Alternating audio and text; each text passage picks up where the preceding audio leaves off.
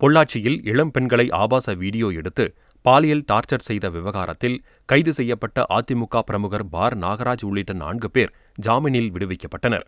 ஆனால் புகார் அளித்த பெண்ணின் அண்ணனை தாக்கிய வழக்கில்தான் நாகராஜ் உள்ளிட்டோர் கைது செய்யப்பட்டதாகவும் அவர்களுக்கும் ஆபாச வீடியோவுக்கும் தொடர்பில்லை என கோவை எஸ்பி பாண்டியராஜன் கூறியிருந்தார்.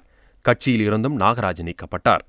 இந்நிலையில் பொள்ளாச்சி கோட்டூர் சாலையில் நாகராஜ் நடத்தி வரும் மதுபான பாருக்குள் புகுந்த 100க்கும் மேற்பட்ட மக்கள் கற்களை வீசி தாக்கியும் மேஜை நாற்காலிகளை அடித்து நொறுக்கியும் சூறையாடினர். மதுபான கடை முன்பு ஆர்ப்பாட்டம் நடத்திய அவர்கள் ஆபாச வீடியோ வழக்கில் நாகராஜனையும் கைது செய்ய வேண்டும் என்று முழக்கமிட்டனர்.